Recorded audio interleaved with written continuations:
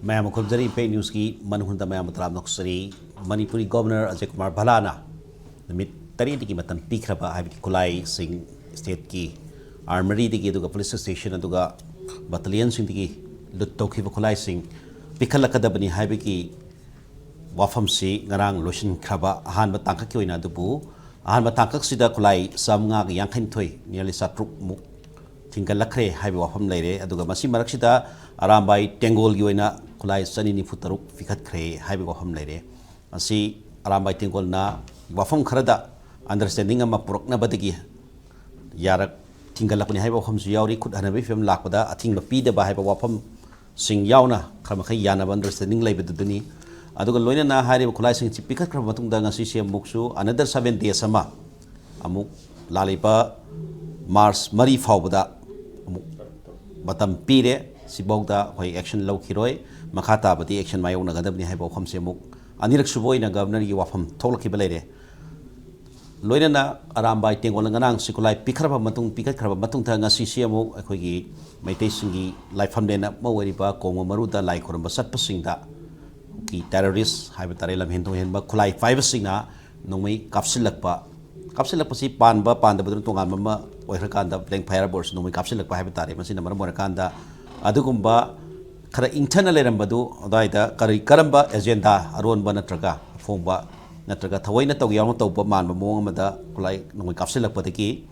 wada khud hannabagi film leitraga su makhata ba action singda mioi manga fare habi report ki leire adu masa committee police ki site ki thokri another wafam amana hariba pr lakraba matung sida Khutlai Thingatkhraba hari bemrak sida tongan ba Manipur state ki district Kangpopi districts aduga Tenggol district singa farm sida leiba lambida loan yada mungda illegal tax khomi farm sing thugai ba napuda thugai ba da masigbu ating mapiru mayam amasu police na phagat khibagi wafam sing laikre thamjini wafam de hari ba police estate administration je dai ma pangal khara kalak labra maramaduna khoigi Arambai Tenggol Khutlai se Thingatkhraba matung sida lagliba outcome consequences result effects की मतंग दा खनन अब impact news की studio दा लेक्शन video से एक थनन लेक्शन video बाजार को कुमुक्सम एडिटर इफाल टाइम्स हम दा बाजार को तराब नोसरी अदुका मयाय दा लेक्शन वीडियो बाजार सांथना हकम सेक्रेटरी जनरल यूसीएम नि सांथब तराब नोक्स बगले ना मताई थतन लेक्शन वीडियो बाजार खाइदे बनी फॉर्मर एक्टिंग चेयरपर्सन एमएसआरसी नि बाजार माइनी तराब नोसरी यहां से बाजार मनी दा सीनियर मोइन थमजगे मरोइना ngasi लाइबा consequence aduga outcome just ngarang si hek pigat ki baga tawrai ba thabak sing asi si khoigi Maitai na Thasanaba Numit Ama Hide no Pan Bigi like Rumba Satpada, others security force are also additional SP Magi Makada, Salibin Haitaredana, Shinga Masin, no after A, Natra Capsule A, Natra Blank Fire to have a home lack, but the kissing Balapasi. The Singna Sanguriba, like Rumba Sanguban mission or Basala, and the Sukan Capo, the Chantra, Garden of Lumdran Labasala, Aduga Nataga, Kasai, Khutlai Si, Tampakale, Khutlai Kramakai, Lake Kitre, Satkre, Nataga Sarenda, Thingatkhraba Highway, Matunda Dugumba. Fibam do but the Karson Bamano Mundu the Toropo of Sala Carmine Tamini Wafam. Gamma Pajaba Wapani Kanan and Abada Gamma Mong Tampa Potamani. Surrender of arms by the Arambai Tenggol and others, Haitare Kunakpa Kangu. Natograba Carmine Todana, surrender Hari Ibano, Nataraga, Machakamento, Mayamum Lehreko. Sarkar ki forces singna Manipur police na aduga state forces singna with the help of the central forces akoi prajab ki ngapi chenbiba namdaraba right to life liberty property as well as freedom of speech and expression freedom of free movement asina chengba adigi free settlement ani jaga da Manipur ki hariba mayam chi sukya ya gi dabadagi State government is total fail oibadagi maming da ngaiba haitare asi oibadagi adugumba maharol mayam sina including Arambai Tenggol and others mayam sina tangai phadana machin manong mapa mama kairole kai kanna bagi damukta ain suyaba bharatiya nyay sanghita gi section 34 degina 44 bhawda yauriba chapchaba 44 da aibu sibe yaba aibu hatpa yaba thodo amal abordi madu isa kamjana bagi tamta aina su sibagi maram ohenbe yai Haiba, Haidi, Manakin the thing get or a guy in a win a cup of the Adeco. Tana, I will attack or Pada, Chay, Tang, Ta, Pyraga in a Naktoksaway. No minute or a day. Anyway, upon ba, Lambi the Arambai, the Nola, Parapoibra. License and license I can buy the I give self defense, private defense, the way I am so I give moon, I give like I give kun. With a mutai Koyankai Cham Toga, me Cham Chanina Landara Pado, Matu Kanjano, one number C, I na Kachu Dopa, liable to be punished. Oh, there, but Hybidi Yahalia, but Masa Kanjanabni. Handotana told the Adeco. I don't mind to be vanina. Adigo Minnesota Sena told there, Habichi, Nakpangam Dre, Kangbanina, La An boy, Pohen boy, Lucky boy, Luto boy, told the boy, Toraga, Masang, Kanjanaba, Kanjanabi, Tamuta, Tora Kibanaba. Ado, Hoite, Hanigamendo, Tang Mapan, February, the Hidra, Adugatarum, the President rule suspended animation. President rule Macha Haitare, arrival on the my bill Kanganaba. See the President rule the Manung de Orimiko, 356 Tadum Oiribini, suspended animation chair. Masina Assembly she dissolved Todaba. Hingalaga Margo, the Sakar. Emilacing him by that. Aduki Port Amanaba. Aduna, Adugumiti, anytime the Sakar Shaman Bayai, Adusum Samuel Roy Haraganatani, Padrinida, my cabinet, central cabinet, whatever Loraga Parliament, Putoga. Chataki Dabnaba. Aduna Adu labor to da Governor Magi power Sishin about President rule, central rule, I say governor rule ni, Anima Mantaniko. Hanegiduna, Chief Minister, Council Minister, Nasasun, Tobushisu, Governor giving the Tawaba, Article 166 Makada. Tawutabu, and advised by the Council Minister, headed by the Chief Minister. Aduso, Governor na, Assembly the Karida, Agisason, Haidipse.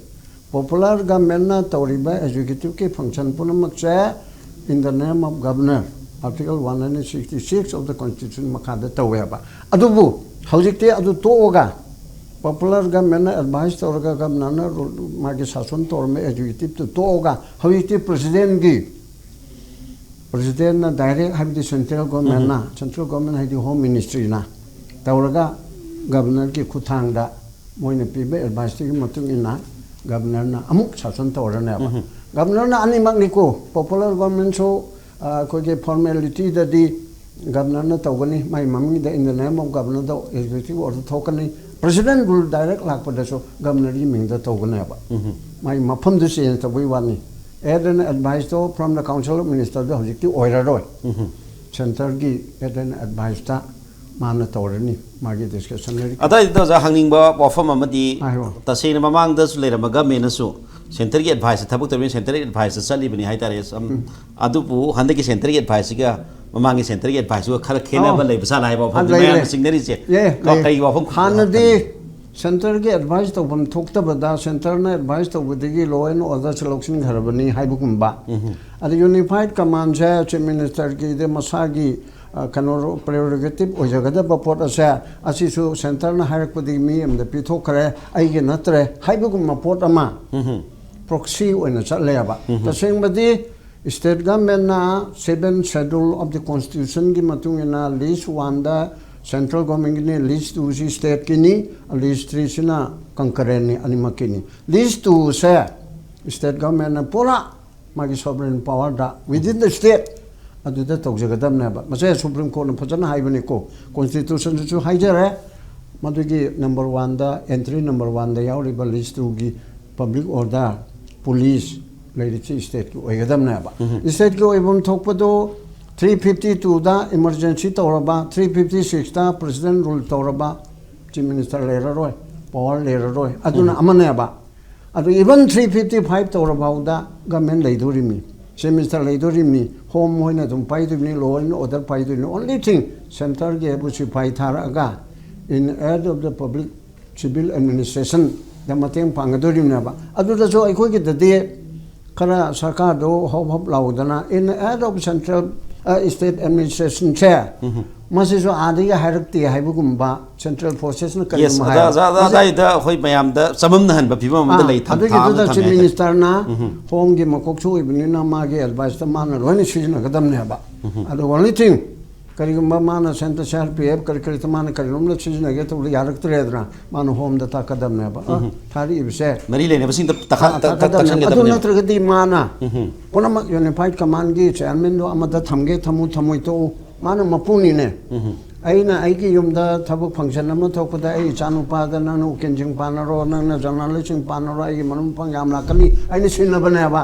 ꯑꯗꯨꯗ ꯃꯥꯅ ꯊꯕꯛꯇꯣ ꯐꯖꯅ ꯇꯧꯔꯦ ꯏꯕꯣ ꯅꯪꯇ ꯇꯧꯔꯣꯅ ꯑꯩ ꯑꯗꯨꯝ ꯇꯧꯔꯒꯦ ꯍꯥꯏꯕ ꯌꯥꯏꯑꯕ ꯑꯗꯨꯃꯥꯏꯅ ꯑꯩꯈꯣꯏꯒꯤ ꯑꯦꯗꯚꯥꯏꯖꯔ ꯀꯨꯜꯗꯤꯞꯅ ꯆꯤꯌꯔꯃꯦꯟ ꯑꯣꯏꯔꯤꯕꯁꯤꯅ ꯌꯨꯅꯤꯐꯥꯏꯠ ꯀꯃꯥꯟꯒꯤ ꯄꯦꯟꯗ꯭ꯔꯀꯥꯟꯗ ꯏꯕ ꯐꯥꯎꯕ ꯏꯔꯝꯅꯤ ꯆꯤꯐ ꯃꯤꯅꯤꯁꯇꯔꯅ ꯃꯤꯇꯤꯡ ꯀꯧꯕ ꯉꯝꯃꯤ ꯑꯗꯨꯐꯥꯎ ꯏꯗ꯭ꯔ ꯐꯥꯎ ꯌꯥꯏ ꯍꯥꯏꯗꯤ ꯃꯥꯒꯤ ꯀꯦꯕꯤꯅꯦꯠꯇ ꯂꯣ ꯃꯤꯅꯤꯁꯇꯔꯁꯤ ꯕꯁꯟꯇꯗ ꯁꯤꯟꯅꯔꯦ ꯑꯗꯨꯒ ꯍꯦꯜꯊ ꯃꯤꯅꯤꯁꯇꯔꯁꯤꯅ ꯔꯟꯖꯟꯅ ꯁꯤꯟꯅꯔꯦ ꯄ꯭ꯔꯃꯥꯞꯁꯤ ꯃꯥꯒꯤ ꯀꯨꯁꯤꯗ ꯁꯤꯟꯅꯔꯤꯕꯅꯦꯕ ꯃꯥꯒꯤ ꯄ꯭ꯔꯣꯔꯣꯒꯦꯇꯤꯚ ꯑꯗꯨꯃꯥꯏꯅ ꯕꯨꯔꯣꯀ꯭ꯔꯦꯠꯀꯤ ꯐꯪꯁꯟ ꯌꯨꯅꯤꯐꯥꯏꯠ ꯀꯃꯥꯟꯒꯤ ꯆꯤꯌꯔꯃꯦꯟꯁꯦ ꯃꯥꯅ ꯑꯃꯗ ꯁꯤꯟꯅꯕ ꯌꯥꯏꯑꯕ ꯃꯥꯗꯤ ꯀꯦꯕꯤꯅꯦꯠꯃꯛꯁꯨ ꯅꯠꯇꯦ ꯑꯁꯤ ꯃꯥꯅ ꯂꯧꯁꯤꯟꯅꯤꯡꯕ ꯃꯇꯝꯗ ꯂꯧꯁꯤꯟꯕ ꯌꯥꯏ ꯈꯤꯇꯪ ꯇꯦꯟꯁꯤꯜꯂꯕꯗ ꯍꯥꯏꯇꯥꯔꯦ ꯑꯗꯨ ꯃꯔꯨꯑꯣꯏꯅ ꯂꯥꯛꯏꯕ ꯃꯌꯥꯝꯅ ꯎꯅꯔꯤꯁꯤ ꯉꯁꯤ ꯑꯗꯨꯝ ꯃꯦꯗꯤꯌꯥꯗ ꯑꯗꯨꯝ ꯈꯪꯉꯝꯃꯅꯤ ꯉꯔꯥꯡ ꯁꯤ ꯈꯨꯠꯂꯥꯏ ꯍꯦꯛ ꯄꯤꯈ꯭ꯔꯕ ꯃꯇꯨꯡꯗ ꯉꯁꯤ ꯅꯣꯡꯃꯩ ꯀꯥꯞꯁꯜꯂꯛꯑꯦ ꯍꯥꯏꯕꯁꯦ ꯀꯥꯞꯁꯜꯂꯛꯄꯁꯤ ꯐꯥꯗꯦ ꯁꯝꯊꯤꯡ ꯂꯩꯔꯦ ꯑꯗꯨꯒ ꯂꯣꯏꯁꯤꯟꯕ ꯑꯣꯏꯅꯅꯦ ꯌꯦꯁ ꯑꯣꯖꯥ ꯑꯗꯨꯒ ꯀꯣꯏꯁꯟꯗꯁꯨ ꯂꯥꯛꯁꯤꯟꯒꯗꯣꯏꯅꯤ ꯑꯗꯨꯅ ꯁꯤꯗ ꯐꯥꯔꯦ ꯂꯝꯕꯦꯟ ꯇꯨꯔꯦꯟꯁꯤꯡ ꯐꯥꯔꯦ ꯍꯥꯏꯔꯒꯗꯤ ꯅꯠꯇ꯭ꯔꯒ ꯅꯦꯁꯅꯦꯜ ꯍꯥꯏꯋꯦꯗ ꯏꯂꯤꯒꯦꯜ ꯇꯦꯛꯁ ꯈꯣꯡꯐꯝ ꯇꯈꯥꯏꯔꯦ ꯍꯥꯏꯔꯒꯗꯤ ꯑꯗꯨꯒ ꯏꯚꯟ ꯀꯥꯡꯄꯣꯛꯄꯤ ꯄꯨꯂꯤꯁ ꯁ꯭ꯇꯦꯁꯟꯗ ꯁꯦꯜꯒꯤ ꯗꯤꯃꯥꯟ ꯇꯧꯋꯦ ꯍꯥꯏꯕ ꯋꯥꯐꯝꯁꯨ ꯂꯩꯔꯕꯅꯤ나 ꯃꯁꯩꯗ ꯐꯥꯎꯅ ꯄꯤꯔꯤꯕ ꯑꯣꯔꯗꯔꯁꯤ ꯀꯔꯝꯕ ꯑꯣꯔꯗꯔ ꯑꯣꯏꯗꯣꯏꯅꯣ ꯍꯥꯏꯕ ꯋꯥꯐꯝꯗꯤ ꯒꯕꯔꯅꯔꯒꯤ ꯑꯣꯔꯗꯔ ꯑꯣꯏꯗꯣꯏꯔꯥ ꯁꯦꯟꯇ꯭ꯔꯦꯜ ꯒꯚꯔꯟꯃꯦꯟꯒꯤ ꯑꯣꯔꯗꯔ ꯑꯣꯏꯗꯣꯏꯔꯥ ꯃꯇꯝꯗ ꯁꯦꯟꯇ꯭ꯔꯦꯜ ꯒꯚꯔꯟꯃꯦꯟꯠ ꯑꯗꯨꯒꯨꯝꯕ ꯑꯣꯔꯗꯔ ꯄꯤꯈꯤꯕ ꯂꯩꯇꯕ ꯖꯥꯠꯂ ꯍꯥꯏꯕ ꯋꯥꯍꯪꯗꯨꯅꯤ ꯑꯗ ꯈꯤꯇꯪ ꯇꯁ ꯇꯧꯕꯤꯌꯨ ꯁ꯭ꯇꯦꯠ ꯒꯚꯔꯟꯃꯦꯟꯠꯀꯤ ꯒꯚꯔꯅꯔꯒꯤ ꯑꯣꯏꯗꯣꯏꯅꯤ ꯗꯦꯠ ꯃꯤꯟꯁ ꯃꯥꯒꯤ ꯁ꯭ꯇꯦꯠꯀꯤ ꯂꯣ ꯑꯦꯟꯐꯣꯔꯁꯤꯡ ꯑꯊꯣꯔꯤꯇꯤ ꯂꯩꯔꯤꯕꯁꯦ ꯃꯁꯤꯅ ꯑꯗꯨꯝ ꯇꯧꯒꯗꯕꯅꯤ ꯃꯁꯤꯒꯤ ꯇꯣꯉꯥꯟꯅ ꯅꯨꯃꯤꯠ ꯈꯨꯗꯤꯡꯒꯤ ꯂꯣ ꯑꯦꯟ ꯑꯣꯔꯗꯔꯒꯤ ꯁꯦꯟꯇꯔꯗꯒꯤ ꯂꯧꯒꯗꯧ ꯅꯠꯇꯦ ꯃꯥꯅ ꯁꯤꯟꯅꯗꯅ ꯊꯝꯒꯗꯕꯅꯤ ꯂꯩꯔꯤꯕꯁꯦ ꯆꯤꯐ ꯁꯦꯀ꯭ꯔꯦꯇꯔꯤ ꯂꯩꯔꯤ ꯗꯤ ꯖꯤ ꯄꯤ ꯂꯩꯔꯤ ꯑꯦꯗꯚꯥꯏꯖꯔ ꯂꯩꯔꯤ only thing hayeng dissolution oina pura tawrakanda government ki governor in council and semakani advisor ahum mapandi IAS retire ma IPS retire ma adu Manipur dagi kana no ama oigande ko ahum si hapaga aduna magi governor tawdine ba adu tawdringai dadi suspended animation nina sarkar sem la ba yai habigi thajabugumba mal eramgana ba position china मा adviser का हाप्तरे चुमने secretary मा होंगे दुदी मै थबक तौफम होंगे वाने अदुना एकता confirm तौदों नतेबा अदुना सिके लैरिबा मामसे अदुगुम order अमा president rule की सबसाबा आइदि एक्टिवेट तौबदो हवा गारी से इंजन पालगा फजन थौरबा पोट अमा ओइरेबा याम फजन थौगदरा थौरोइ दारि दु येंगे बितारी अदुना समदि लकबदा अरामबै तेंगोलना खुलाई मयाम सरेन तौगरे लोइना कक्चिंगदा थौबालदा बिष्णुपुरदा तंपकी मैम तौरे चिंगी दी अखोई का है न तादे खर तौवे हाइबति हाइपे ताखरगा अदैदा गवर्नरना पब्लिक पॉलिसी में की मखादा टू मीट द एंड्स अखोई की अचुमबदु फंगनब तौजरकपसिदा अखोई की तंपकी मी सिंगना लोसी इनबो ओइना इवन इचिलना विचा सिंग अरामbai तेंगोलना ता हाइनबदे यागिद्रबा कांगु सिना बावबा यस यस अखोई फजना nga upo leibaki lo ma ngai aidana tawraga ngasi se hojike kongba maru sokol mangi osi dasu ain phone tawraga hange ma chu haire khara tawrami sa mathakta kapani aduga yam ka hem de natre haire adu aina hainingi bidi khara oiro kaitang oiro mohoi ki kuki terrorist haigadra militant haigadra separatist haitare kuki prajapuna makunate those who want to separate adu mas kuki separatist kuki lalauba kanguna magi civil population na yengi ba mieng ase masi governor na khangbiraga dabani president rule gi makhadar leiriba administration pairiba bureaucrat sing nasu aduga IPS officer sing nasu police officer sing nasu kupna khangaga chap chana moi mathakta su tawgadabani somdana thado halaga asomdana tawrabdi ai adubudi tawro ena khali mi sim khana ro somdana tawragadi ai ko gi chaina Arambai khangde khunga pa khangde being a senior citizen mo ne khona khamanga moyaba ko ari bu pai tawdana tawrage khamanu ko kap khairani aina tawrakpada adudi achauba problem hoine aba aduna goal se governor da president rule gi authority da ching tam manane yang jim khaina dana adu ching na chu lo phajana chalan ba hujik tawriba wajib policy lo chatta begini ne okay lo chatta begini lo chala ga dani madu mi khar lakne am ozari ko kamai thami dingi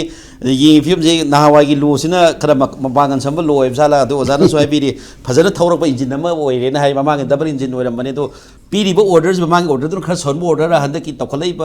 सम उबिरमनी ताबिरमनी काबुपीदा पुलिसदा demand तौसले हाइबे वफम लेग्रे then अतोपा वफम सिंगदा अखोगी इलीगल चेक पोस्ट थंबसिंग तखाइरकपा अदु ngasi mangsu kapsalaiba singdo fai haibagi report se leibna daida maya khara kanbo ebsala haiba wafam kari ming thambini ngi oza yam chumjani hojiki leiriba governor gi rule haitare president rule se ek lakho dagi akhoni uriba ohong base masi kharadi ure adu masi ngakningai ke su oide ngakningai oide de se for example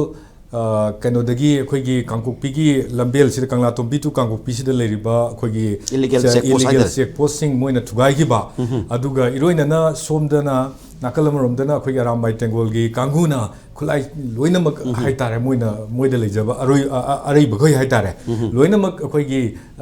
kano lay down tawdana akhoi surrender khulai singdu surrender thamoi sengna masigi potsi aduga sigi sida understanding leiri se sine ba khoina khaningai orise asuk yamba illegally hold tawkraba armories tagi kalga mayamaman tawga lawthokhrine khulai singse natra adaiduda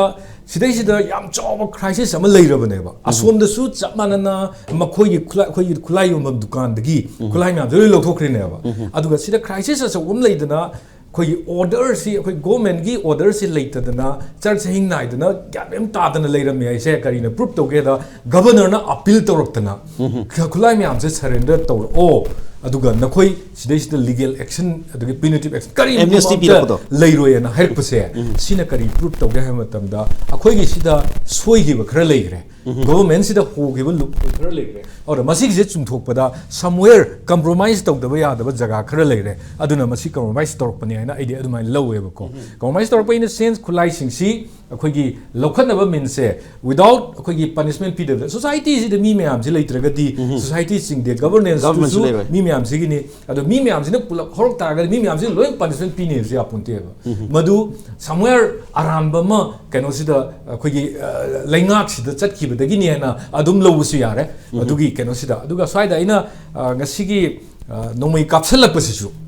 akhoi kongmoru gi ngasai leiriba lai khurmbagi timing sida nomai kaptana ken khanganba pol leisisu sisu ngakningai oideba kari marungi no haibada kuki jogi kangu singna makoina sumaina hairiba akoina taliba demand phangdri phauta akhoi nomai se surrender sudok toroi hairiba aduidi adugi area mafam anisida makoina somdagi kaptharakpa akoina somda kuchuklai santi hanjalakna ba honabada kuchuklai lok tingatloina imaiben singi senior citizen singi advice ta adagi even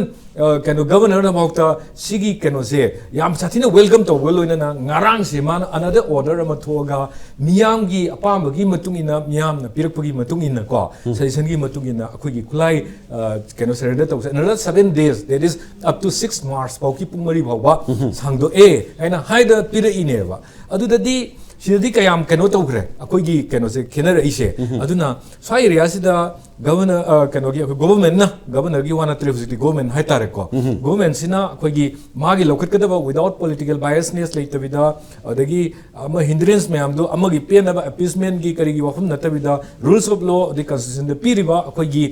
fundamental rights sing se mipung khunimaga phanganaba gi damakta lokhalokpa pot sida chamanaba miyeng amakakta yengba ma changeba sidai sida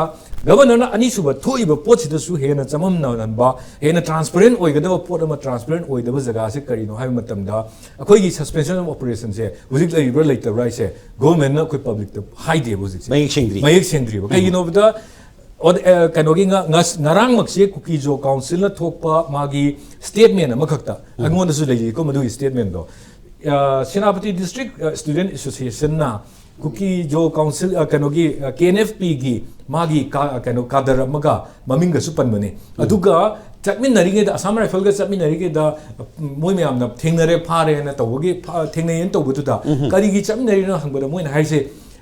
Assam rifle ga kano KNFP ga chatmin na leite haduma sengdo oga hujiki nupa si Assam rifle na kawbudagi khulai surrender tawai matang odagi moi gi su kem da ko su kem da moi gi oiba kadar singleng dana leinaba moi khulai thamdana bagi namta kaubagi hojiki lairong sida sing sida unaba chatlu bune na press note am thadore ba adugi press note tuna kari indicate tauke ha matam da hoji bhokta suspension of operation se chana raga leiri ha se moi gi concept lei ha sima akoina indicate tawe ba aduga haiba pot sida si thoglai ba organization sigi mathakta government na kari gumba wahang amata hangdaba action amta lawdaba aduna takpadi suspension of operation si sum leiri bagi admai at the same time, hujiki thoiba irang se akoi da thoiba irang se kamai tauge da suspension of operation da leiriba kadar sing siga mari yam leinei moiri hor e se masi evidence ne ba proof leiba sigi proof se kai da leige da kuki MLA tarana moina separate administration talak pa matam da moiga wari sana se na haina matam center ga tabudu da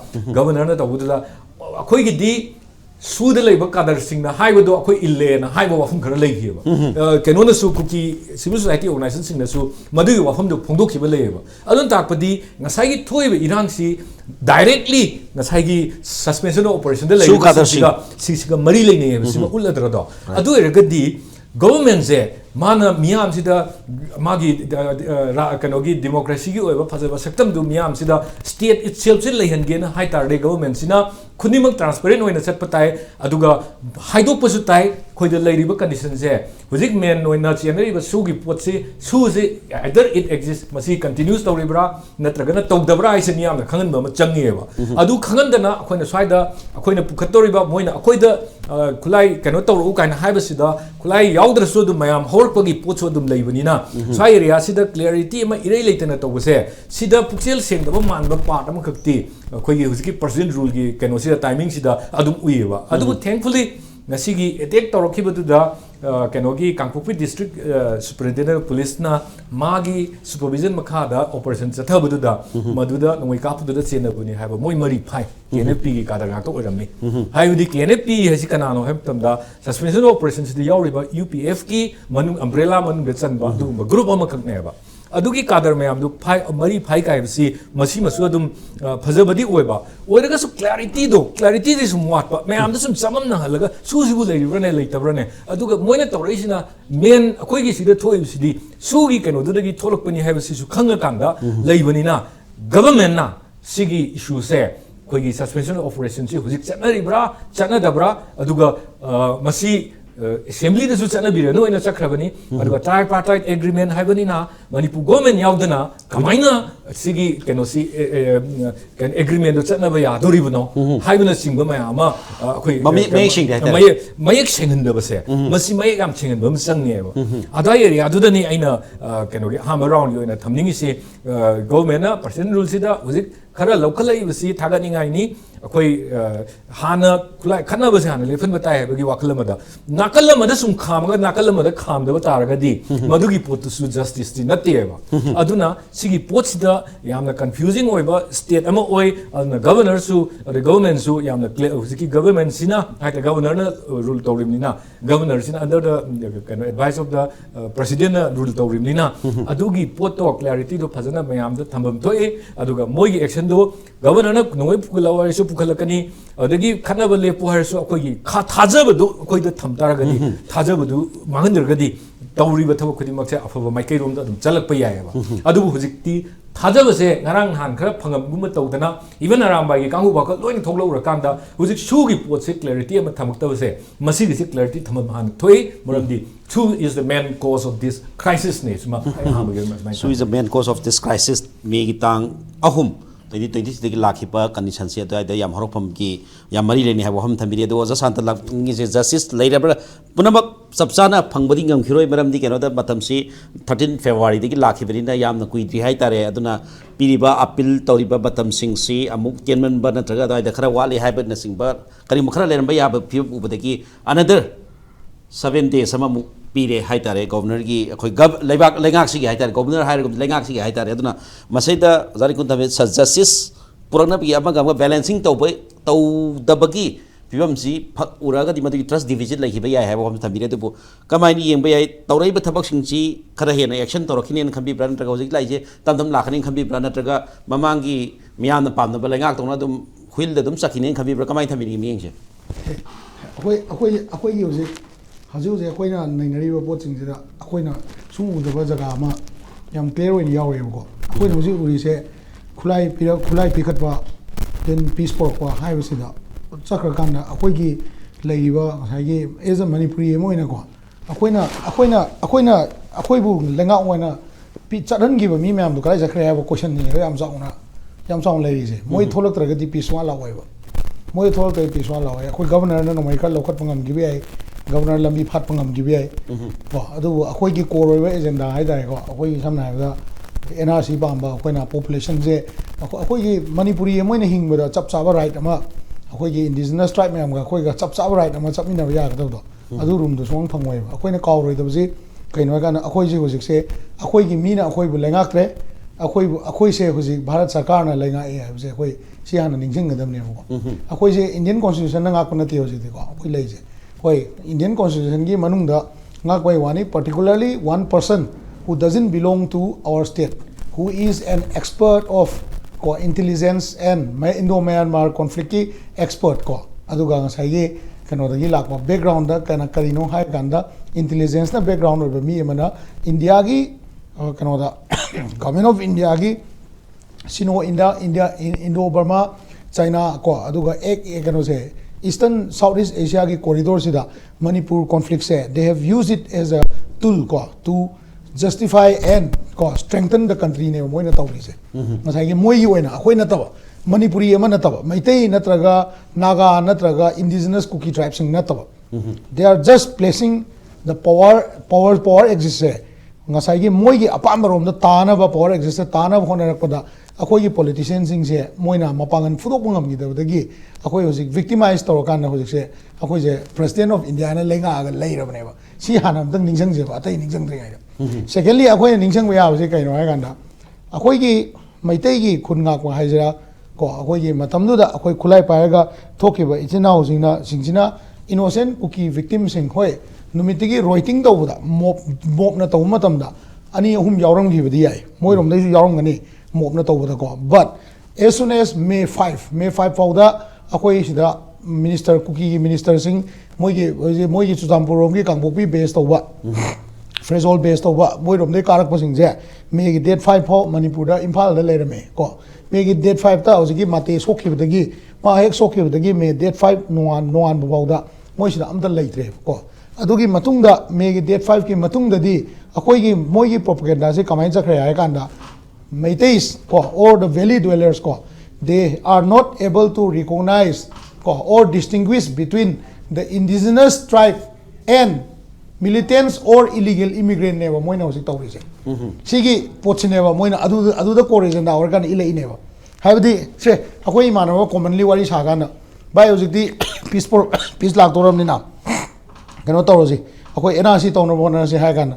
itaw NRC bu kamai taw duino ne noi Maitai na indigenous tribe na karam bano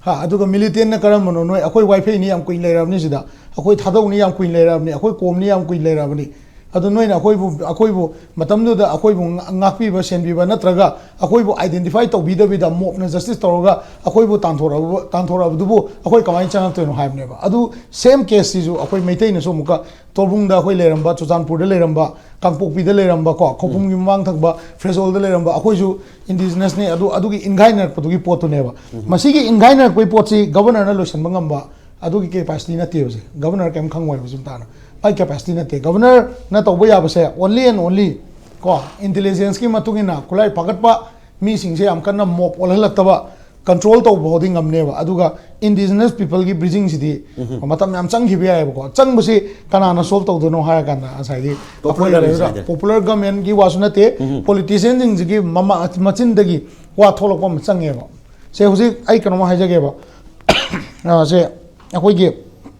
nemsa gi gen ga le paw of gi ka moi mi tara le ring ai sida yamna pharak ta na vocal or se paulian lal ne ba ado paulian lal si ga moi me amar ta su ngasai gi samna ai da akoi gi Manipur gi manungda Manipur se kai bia roina khanjaba yawam tar su ngasai gi militant behavior oi ba adagi mob ki leiba condition then aduga hojiki ngasai ai no je haijaba sentiment jing do adu oi ka na ma gi vote bank do yeng kan ngang thok pangam do su yawam bia same case akoi Imphal Valley manungda Imphal Valley ai di akoi gi district lemhori ba singse sidai vote karak ba naga yaw da bida ko khulga kenoga kamjong sai gi yaw da bida koi sidagi vote karak pa mi myam na ngasi ngarang fake account अमसु fake account अमना ngalai ga Rameswar ministry minister oidore ngalai na Khemchan oidore ngalai amana oidore na chakat chakat tawri ba mayam je ko si mayam se ngasai gi makhoi mayam sina fadana lingjen manarama ba moina Manipur se as a one Manipur moina khanbiram tar ga di ko biren gi dakar ka shu oide ba en biren kana no khangde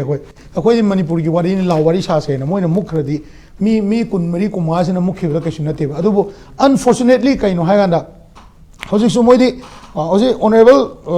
MLA oiba Khemchan na BJP office thola ganda leader khan do honari hai ama thole leader khan do ama khare nate Manipur gi wari bu karai le rage ba moi gi wari se kai le rage ba aina ini di ko atai game nate bang sai we have allowed ourselves to be governed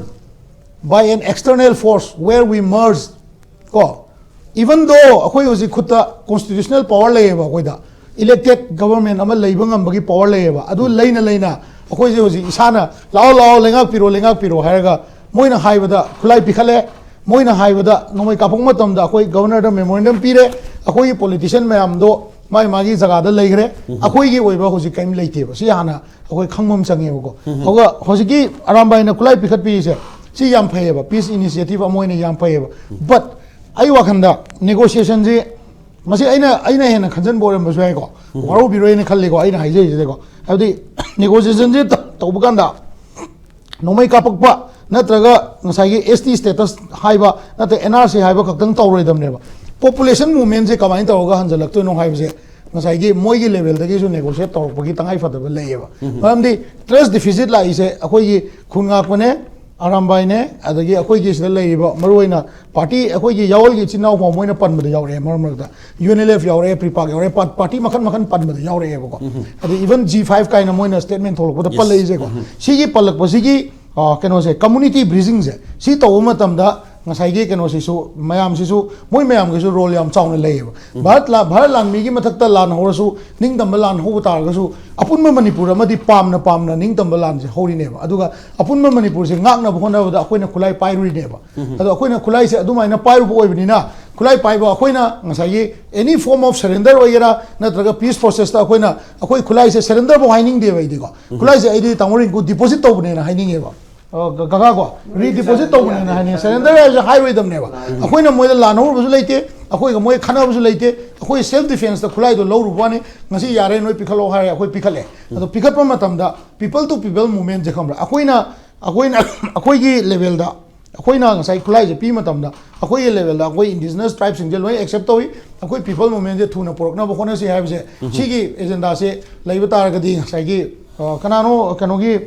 kanano magi moi gi general secretary da kanano mana statement ama Facebook ta yam ubani ne sigi kano se hojik leiba conflict se bridge tawna bhona da decade ahum muk changani adu hojik ti akoi already separated ne aduna khulai pikhana ga khut songna loibe ab na te have je sigi emotional tie se bridge tawna bhona da every party gi kano change ba ko se akoi marakta gi su akoi mo haining is na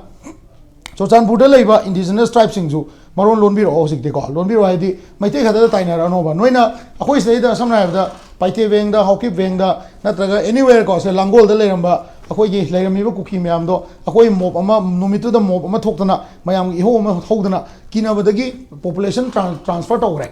masi poche framework agreement da su haiku makhong da bas mari manga mai chai du ne na wai adu matam da akoi khut am da sokna thana de ko adu bo ngasai gi population transfer se togre adu population transfer togdi waru bo do akoi the indigenous people ne ai tare thadau na hari sumaina thadau sina mana ma indigenous people ne na hai sumaina atopa tribe sing ju wifi chongthopiro ba ko aduga moina su hayo ba sigi kamu sidi indigenous na te haibja moina haira kana akoina khangadam ne ba adu moina haira ni akoina khangani akoi punna lebina ya ne ba adu akoi gaktana indigenous people de akoina decide tawadam ne te Manipur da leminari ba 1951 mamang da leramba tribe me amje punna decide to minagadam ne ba adu 1951 mamang da leramba akoi me amje indigenous people ni adu akoi indigenous people masin da akoi khanagum ji haiba wakalon ja moi de isu tholakadam ne akoi de gatang thokna yaroi ba ismai tam okay Impact TV की programme सिंग असि live अमदी recorded YouTube दा यंगबीगी हाइबा तारगदी YouTube दा हाना चंगबगी महुता जीपे दा हाना चंगबीरो जीपे की search bar दा Play Store type तौबीरो